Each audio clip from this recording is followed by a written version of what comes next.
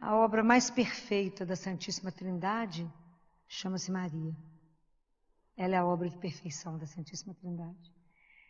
E a outra, é interessante uma passagem de Santo Agostinho sobre a Santíssima Trindade. Alguém conhece? Dele na praia? Alguém já leu isso? Santo Agostinho andando na praia. Igual a gente anda, né? Na praia. Pensando sobre a Santíssima Trindade. Igualzinho a gente caminha na praia, né? Pensando sobre a Santíssima Trindade. Tentando entender a Santíssima Trindade. E aí, enquanto ele caminha na praia, ele vê uma criança que faz um buraquinho na areia, corre no mar, enche a conchinha de água, volta e enche o buraquinho. Vai no mar, volta, e ele fica olhando o menino fazer esse movimento. Aí Santo Agostinho fala com ele assim, o que você está fazendo? Ele falou, eu vou colocar o mar todo dentro desse buraquinho. Santo Agostinho falou, é impossível, não tem jeito. Ele fala com Santo Agostinho, assim também como é impossível você compreender o mistério da Santíssima Trindade. Olha as coisas que aconteciam com esses santos. Era um anjo, né? Como é que você vai conseguir colocar o mistério da Santíssima Trindade dentro do seu coração e da sua cabeça? É um mistério. Né? Então, se vocês não leram a vida de Santo Agostinho, de vez em quando vocês dão uma passeada por lá, que tem umas histórias muito interessantes. Né? Então, nós temos 3 coisas importantes. Nós vivemos a Santíssima Trindade. E quinta-feira nós vamos celebrar Corpus Christi. E é disso que eu quero falar um pouquinho. Está escrito em João capítulo 6, Jesus disse assim, quem come a minha carne, ele diz, no versículo 53, se não comerdes a carne do Filho do Homem e não beberdes de seu sangue, não tereis a vida em vós. Vocês imaginam quando Jesus falou isso? Ele falou isso num grupo. Tinha muita gente que acompanhava ele nesse momento. E quando ele fala isso, o pessoal toma um susto, fala, que pessoa é essa que está falando que a gente tem que comer o corpo e o sangue dele? Isso é uma antropofagia. E o pessoal foi embora. E aí foi embora, sobrou os discípulos. Jesus disse a ele, sem mudar uma vírgula do que ele tinha dito, ele falou, vocês também querem ir? Jesus era um homem de coragem. Né? E aí Pedro, fala com ele, aonde iremos, Senhor? Só tu tem palavras de vida eterna. Então o sacramento da Eucaristia é o sacramento de amor. É o maior, para mim, é o maior tesouro que a igreja tem. Porque é a presença de Jesus vivo. Todo Deus e todo homem. O fato dele ter assumido a nossa humanidade não se separou Deus e o homem. E em cada hóstia, quando consagrada, se você recebe a hóstia inteira, se você recebe um pedacinho, uma migalha, ali está Deus inteiro, todo homem e todo Deus. Então, nós recebemos um mistério, nós temos o privilégio de ser alimentado pelo próprio Deus. Então, por isso que ele é chamado o pão dos peregrinos. Ele é o verdadeiro pão que desceu do céu, para nos alimentar, para nos dar força. Jesus fala para Santo Agostinho, a Eucaristia é o alimento dos fortes, cresça e coma. A Eucaristia é o alimento dos fortes. Cresça e coma. Então, o quanto eu fico observando que nós demoramos a tomar consciência que, de verdade, o que é a Eucaristia? Que presente é esse que nós recebemos de um amor infinito de um Deus, que vem até nós para poder nos alimentar, nos dar a vida. A vida. É aquilo que eu falo com vocês, a vida é uma vida eterna. Nos dar a vida. Porque é a alma que sustenta o corpo. Se a nossa alma não estiver nutrida, semana passada eu falava com vocês, respira, para vocês poderem entender que o ar alimenta, é o elemento biológico, para a nossa vida biológica, a gente precisa do ar. Assim como a alma precisa do Espírito Santo. Nós, sem a Eucaristia, não caminhamos, não crescemos, não aprendemos nada. Então, Deus Pai, o dia que vocês tiverem oportunidade, quem tiver o livro, O Diálogo de Catarina de Siena, tem uma parte que ele só fala da Eucaristia. Então ele fala que, na verdade, quando nós nascemos, quando nós somos batizados, é como se ele tivesse entregue a cada um de nós uma vela. E é com esse pavio dessa vela que ele colocou em cada um de nós, que a gente consegue ser inflamado na hora da Eucaristia pelo amor dele. Essa luz que nos faz brilhar, que nos sustenta, que dá, né, se a gente pudesse ter visão espiritual, poder ver as almas como é que ficam iluminadas na hora da Eucaristia. Mas que, na nossa vida, por causa do pecado, é como se a gente jogasse água no pavio. Então não consegue pegar o fogo. Então, por que eu estou dizendo isso? Porque a gente não pode entrar na fila de Eucaristia como se eu fosse receber qualquer coisa. Nós temos que desenvolver, pedir a Deus a graça de entender que nós estamos indo receber Jesus vivo. Isso é um mistério. Que Deus Pai fala que quando a gente recebe em estado de graça, porque como é que nós vamos fazer com que esse pavio de novo eu possa recebê-lo? Porque ele fala que se o pavio está molhado, Deus Pai, ele fala isso de uma forma tão doce, né, que é para a gente poder compreender. É como se o pavio encostasse, o pavio molhado encostasse no fogo. Ele só faz assim, tss, e não fica. É muito sério, gente. Então, quantas vezes a gente comunga, e ele fala, a comunhão não tem um efeito para a alma. Porque comungamos sem estar preparados. E às vezes a gente faz isso assim, todo mundo está indo, eu entro também na fila. Eu não entendo que eu preciso confessar. Aliás, né, no mundo que nós estamos vivendo o resto, eu estou falando com vocês, nós deixamos de fazer confissão, nós deixamos de entender o pecado. E aí, não matei ninguém, não roubei ninguém, entrei na fila. Não é isso. É mais do que isso. Muito mais. Então é preciso que a gente comece a pensar sobre isso, né? Como é que a gente está na disposição? Porque Deus Pai fala, aquela alma que comunga, estando preparada, você confessa e entra numa fila de Eucaristia, ele fala, quando a pessoa, as espécies do pão desaparecem, quando o pão some da sua boca, ele fala, eu deixo marcado naquela alma, igual, lembra quando as pessoas assinavam carta, tem alguns convites de casamento muito chique, que é como se tivesse pega uma cera quente e coloca um emblema, ele fala, eu deixo marcado naquela alma as minhas virtudes. Eu deixo marcada a força do meu amor, eu deixo o Espírito Santo e deixo a sabedoria do meu Filho. E aí essa pessoa, quem pode contra ela? Ele fala, nem o mal, o demônio não pode, o mundo não pode, ninguém pode. E nós desprezamos a Eucaristia, eu tenho vontade de chorar. Que a gente não presta atenção no maior tesouro que nós ganhamos e é de graça, a gente nem paga por ele. Que a gente primeiro se reúne, porque a gente precisa estar em unidade. Depois a gente recebe Jesus. É pão. Parece um pedaço de pão. O olho vê pão, a mão toca e é pão, e é gosto de pão. Mas não é o sentido corpo, não são os sentidos do corpo. Quem se delicia com a Eucaristia é a alma. O paladar é da alma, que sabe que está recebendo Jesus vivo.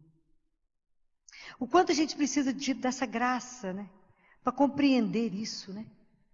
Compreender que de verdade a gente vive esse mistério quando a gente está preparado. Deus Pai fala, olha o mistério que acontece, você em mim e eu em ti. Isso é um mistério, alucinado. Como que a gente pode imaginar que a gente está em Deus e Deus em nós? Por que a gente não recebe isso? Porque a gente é despreparado para a Eucaristia. A gente não acredita que é Jesus vivo. Eu sou ministra da Eucaristia. Minha maior tristeza é ter que passar pelos bancos. Eu acho que as pessoas deviam fazer a fila quem quisesse comungar. Porque as pessoas mastigando chicletes continuam. As pessoas estão com o celular na mão e é Jesus vivo passando. As pessoas ficam assentadas e é Jesus vivo passando. Eu tenho vontade de cutucar no povo e falar, oi, levanta. É o Senhor. É o Senhor que está aqui, no meio de nós. Por que não acontece nenhum milagre? Por que não acontece uma transformação? Por que não somos transformados? Porque não cremos. Não cremos. Nós cristãos temos o maior tesouro na mão. E não saboreamos. E não desfrutamos. E não degustamos. A Eucaristia é para poder curar toda depressão, para curar toda tristeza, todo desânimo, todo pessimismo, que eu estou diante de quem e com quem? Com Jesus vivo. O mesmo que andou na Galileia, o mesmo que curou tanta gente, o mesmo. Você recebe na sua mão. É de morrer. E Ele nos dá essa graça, nós podemos nos alimentar todos os dias. De quem você se alimenta? Daquele que me sustenta, daquele que me faz caminhar, daquele que é a minha vida, porque senão não terei a vida. Eu tenho um corpo que caminha morto, mas eu não tenho a vida. Quantas pessoas vocês encontram no dia mortos? Está achando que está vivo, mas está morto. Sem vida nenhuma, porque não crê, não recebe o alimento espiritual. E nós católicos vamos deixando isso de lado. Nós precisamos de reacender em nós esse amor. Existem livros, né? Vocês podem procurar na internet, existe livro. Todos os milagres eucarísticos, de toda forma, o Senhor já provou que Ele existe, que Ele está ali, vivo. Corpo, sangue, alma e divindade. E a gente pode receber esse Deus. Que à medida que a gente vai recebendo, que a gente vai sendo transformado, né? É o que Deus fala, que Jesus fala para Santo Agostinho. Agostinho, tudo que vocês comem, todo alimento que vocês recebem, dentro do corpo de vocês, pelo processo de digestão, ele é absorvido, ok? Tanto que a gente fica lá contando as calorias, os carboidratos, né? É assim. Quando vocês recebem a Eucaristia, é diferente.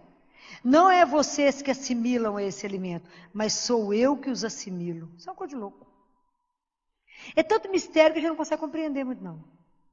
Porque é muito. Então eu fico pensando, como é que Deus pode nos transformar? Como é que Ele pode transformar o nosso coração? A nossa vida, o nosso pensamento, nos dá inteligência para poder compreender a dimensão disso. Pensa no milho para fazer pipoca. Tem que passar onde? Senão ele vai ser eternamente milho. Mas para virar uma pipoca, ele tem que ser posto no fogo. Assim somos nós. É a Eucaristia. À medida que quanto mais eu encontro com o Senhor, mais eu posso ser transformado. Não tem jeito. A gente não se contagia porque ouviu falar do vírus. Eu só me contamino se eu entro em contato com ele. Deus Pai fala assim: vocês foram feitos por amor. Então vocês só podem viver do amor. Se vocês não se nutrirem de amor, vocês não conseguem sobreviver. A alma precisa do amor para poder permanecer de pé. Aí eu fico pensando, né? No ano 309, o imperador Diocleciano proibiu os cristãos de se reunirem para ler a palavra ou para celebrar a Eucaristia. Pode imaginar? Já tem alguns países que está proibido de ter qualquer coisa via internet relacionado com religião. E aí, 49 pessoas se reuniram escondido e estavam rezando escondido, que eles iriam celebrar a Eucaristia. Foram pegos. Foram levados diante do imperador, os 49. E ele falou: por que vocês insistem em desobedecer, se a pena é a morte? Por que vocês querem correr esse risco? E um deles disse: porque sem o domingo nós não podemos viver. Guardaram essa frase? Sem o domingo nós não podemos viver. Foram torturados, muita tortura, e foram mortos. Mas sem o domingo não podemos viver. Então eu fico pensando, qual é o sentido disso para nós hoje? Afinal, domingo para ir à missa é só se não tiver futebol, não tiver um churrasco, não tiver uma coisa mais interessante. Aí eu vou. Então, de verdade, qual é o papel da Eucaristia na sua vida? De verdade, o que a Eucaristia representa para você? Para que a gente possa tomar atitude de coerência com aquilo que a gente crê. Fala, Filó, Eucaristia, não acredito. Então, realmente, na hora que não tiver futebol, não tiver um churrasco, eu chego. Mas se isso, para esses homens, é a frase deles, sem domingo, nós não podemos viver. E eles foram assim. Aí eu fico pensando, como que nós, com a pandemia, permitimos ficar sem Eucaristia? Nós cristãos, nos encolhemos, aceitamos, porque posso até ser punida por tudo que eu vou dizer. Mas a igreja é serviço essencial, assim como comida. E se o povo hoje está muito doente, é porque faltou o essencial, que é Deus. Não foi brincadeira ficar sem Jesus esse tempo todo. Jesus não vai por fibra ótica. O contato é ao vivo. E cremos tão pouco que se eu estou diante de Jesus vivo, qual é o vírus que chega? Nenhum. Mas ficamos encolhidos e aceitamos. Então eu lamento isso muito, principalmente por todo o grupo da área da saúde, que enfrentou a pandemia de peito aberto. A gente não sabia nada. Eu fui da linha de frente, sem Eucaristia. Então, me lembro de um sacerdote que abriu a igreja para mim e minha irmã, Jaque, escondido, no momento, numa tarde de sábado, que a polícia estava fazendo ronda nas ruas para ver se tinha alguém fora de casa. Eu e a Jaque escondida dentro do carro, entra uma que o padre abriu um pedaço da porta, entrou uma correndo, depois entrou outra correndo, parecia duas doidas. Parecia que estava assaltando algum lugar. Quando eu ajoelhei diante do Santíssimo, eu chorava tanto que o padre falou, nossa, como que vocês estavam com fome de Deus. Que a gente, por fim, quando viu que não abria, eu e mais 5 pessoas ajoelhávamos no passeio diante da porta da igreja, da capela fechada, e rezava no passeio, na rua. O texto chorando, eu falava com Jesus, o Senhor preso aí e nós aqui. A gente precisa do Senhor, porque nós estamos indo enfrentar uma batalha. E não estamos sendo assistidos. Não estamos sendo assistidos, Senhor. É muito duro. Eu gravei alguns vídeos lá para dentro, interno, lá na Santa Casa, ajudando os colegas a ficar de pé. Teve um momento que o povo achava que não aguentava mais. Ambulância sem cessar. Não havia fim, o povo entrando em exaustão, cansado, não havia quem trocasse, quem revezasse. E o povo firme, a Santa Casa teve 600 leitos de Covid. 100 leitos de CTI de Covid. E teve muita gente que teve que ser retirada, as grávidas, a turma acima de 60. Foi um período difícil e nós desamparados. Por que o mundo fez isso? Porque não vê a presença de um Deus real. E nós cristãos calamos, acuamos, não brigamos, não fomos para a rua rezar, ficamos com tanto pavor da morte, né? Tomamos consciência que ia morrer pela primeira vez, eu acredito. E acuamos, não gritamos, nós precisamos de Deus vivo. Falei com Jesus, meu amigo, o que o povo acha que é de verdade a Eucaristia? Como é que o povo está conseguindo sobreviver? Tem gente que ainda não sai de casa, não vem à igreja com medo. É isso que fizeram. Falei com vocês outro dia. Hoje nós estamos sendo submetidos ao martírio. Não do corpo, falei. Hoje eles querem matar a nossa alma. E se tirar o nosso alimento, vai nos matar. E nós permitimos isso. Porque não fomos como esses homens que falaram, sem o domingo, não podemos ficar. Ia ser uma revolução espetacular, branca. Né? Assim, no sentido de que, sem sangue, nós só queríamos receber Jesus. Né? E aí eu fico lembrando que teve uma tarde de um sábado, eu estava lá no quarto dele rezando, falei com ele, Jesus, o senhor percebeu que eu vou morrer? Porque o Senhor é a minha vida. O Senhor é a minha força, é a minha luz.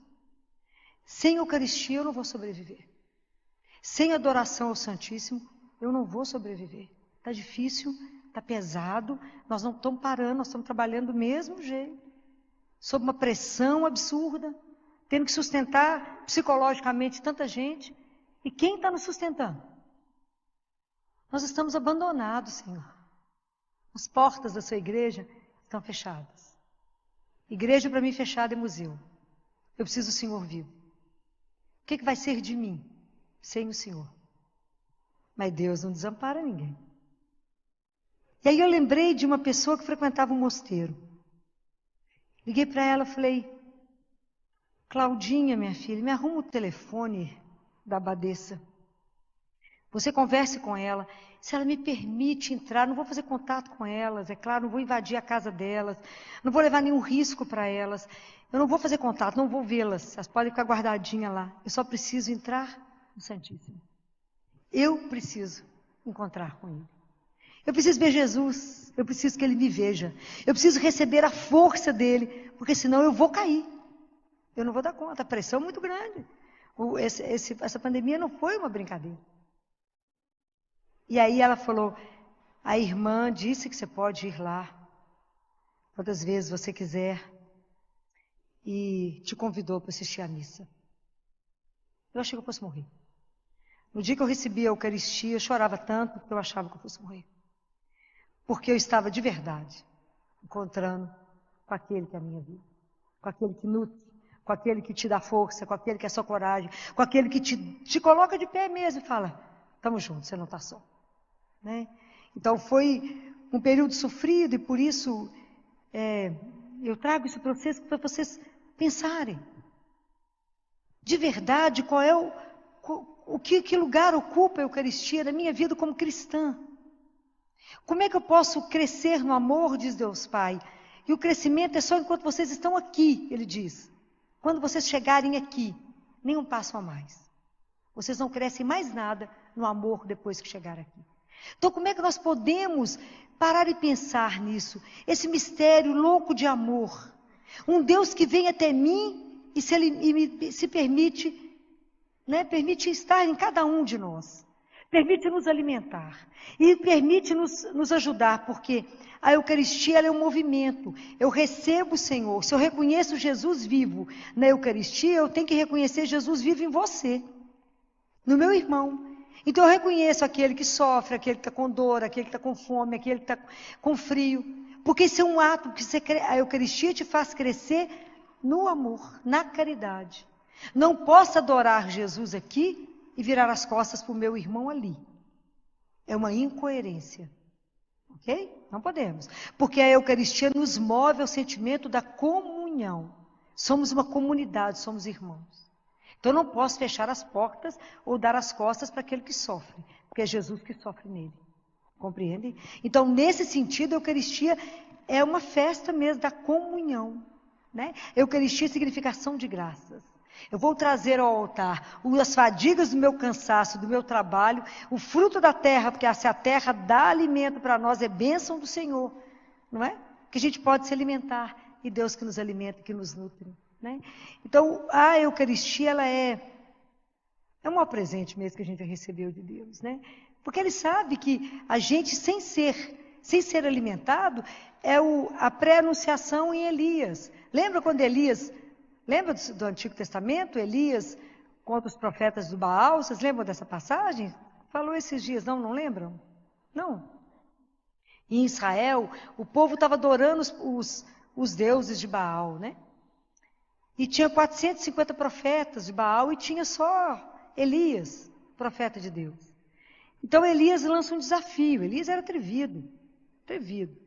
Então ele fala com eles assim, então vocês vão escolher, cada um escolhe um cordeiro, vocês vão montar o altar, faz a fogueira, faz vocês primeiro, depois eu.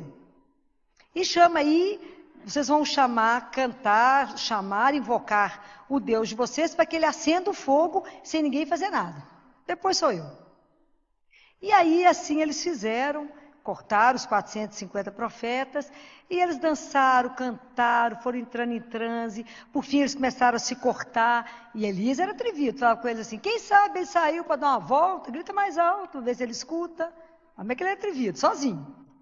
Atrevido, né? E aí gritou, falou, e claro que não aconteceu nada. Aí Elias falou, então agora sou eu. Montou o altar com 12 pedras, que seriam as 12 tribos de Israel. Colocou a lenha, cortou o cordeiro, e mandou colocar 3 vezes água, molhar bem a lenha. Olha que ele é atrevido? Molhou bem a lenha. E aí ele fez uma oração maravilhosa. E pede e fala com Deus, né? Que aquele povo que estava idolatrando, que eles precisavam descobrir quem era o Deus vivo. Aquele que nos escuta, aquele que está conosco, que nos acompanha. E aí, né, o fogo chegou né? E aí ele foge depois que ele mata os profetas todos, porque ele era, né, não era atrevido. Aí ele foge depois, o pessoal quer matar, ele dá uma sumida. E aí ele está cansado e dorme debaixo de uma árvore, e um anjo acorda ele, e tem um pão sendo cozido, e fala com ele, Elias, come. Ele quer dormir, acorda ele de novo, come. Custa sentar para comer, come, Elias, porque você ainda tem muito para andar, o caminho é longo. Então é o sentido que hoje o pão do céu, hoje, quem nos faz andar é Jesus, né? Então há uma leitura mística, né? Que logo depois que Jesus lava os pés dos discípulos, ele assenta de novo, né? Essa leitura mística diz que aí ele assume de novo aquele porte dele, divino, né? Aquela coisa, que deve ser um escândalo, né? Aí ele assenta, onde ele vai distribuir o pão para os discípulos. E antes dele fazer isso, diz que os anjos ficam paralisados, porque ele chama o Pai. E fala, eu quero pedir permissão para o que eu vou fazer agora.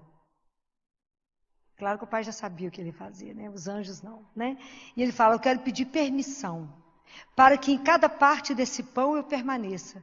E que em cada gota do vinho eu permaneça, porque eu não posso deixá-los, ele fala, olha que amor, eu não posso deixá-los, se eu for, eles morrerão. Eu preciso permanecer com eles. Então eu peço autorização para ficar no pão e no vinho, para que eu seja o alimento, o sustento, o companheiro de caminhada. É Deus conosco, né? Ele que caminha nesse mistério conosco, né? Eu não posso ir, ele fala com o Pai. Se eu for, eles morrerão. Isso é um mistério de amor. Então nós precisamos muito nessa quinta-feira adorá-lo. Falar obrigado, Senhor, porque o Senhor não desistiu de nós. Obrigado porque o Senhor não nos abandonou. Obrigado porque apesar da nossa ignorância espiritual, o Senhor permanece insistindo conosco, se oferecendo. O Senhor não se recusa a entrar na minha alma, mesmo que eu comungue inadequadamente. Porque eu não tenho consciência que eu não deveria comungar. Mesmo assim, o Senhor permanece ali, para ver se me desperta outra vez. Então eu pedi a Ele, nós precisamos da graça, Senhor, de entender. É mistério, nós não vamos compreender. Mas ter um amor tamanho dentro do nosso coração, ter um amor que nos inflama tanto, Senhor, que a gente trema na hora de te receber. Deus Pai fala, Catarina, vocês entram na fila, cada um é como se tivesse uma vela na mão, cada um com um tamanho. O tamanho da vela, Catarina, é a disposição do amor que vocês têm para conosco. Então, uns têm 5 centímetros, outros têm 1 metro. Mas as pessoas, se fosse uma labareda imensa, as pessoas do mundo inteiro poderiam buscar essa luz, e essa luz não diminui. Ela é capaz de iluminar o mundo inteiro. E se você comungar, ele fala, com pecado, essa luz não se suja, porque ela é uma luz, como a luz quando pega uma superfície que está suja, ela não se contamina com a sujeira. Somos nós, né, gente? Então a gente precisa pedir a Jesus a graça, né? São muitas graças. A graça de amá-lo, de ter uma gratidão a Ele pela Eucaristia. Que essa quinta-feira vocês dobrem os joelhos, faça adoração, faça procissão, mostre o mundo para Jesus, que Ele já conhece. Mas passeie com Ele. Amo as procissões da Corpus Christi, a gente andando com Jesus, assumindo a nossa fé, leva Ele no mundo. Adore o Senhor, prolongue esse amor. Seja grato a Deus, né, por tudo isso. Então faça adoração, Ele está vivo. Não existe um amor como esse. Era para a gente pensar demais. Se você tem alguma coisa te entristecendo, às vezes a gente termina os relacionamentos, chateado que a pessoa não nos ama. Pô, esse amor é tão pouquinho. Pensa no amor infinito que Deus tem por você. Pensa nisso. Fala, gente, mas eu sou tão amado que eu fico até com vergonha. Como diz São Paulo, o seu amor, Senhor, nos constrange. De tanto que o Senhor nos ama, a gente fica até constrangido.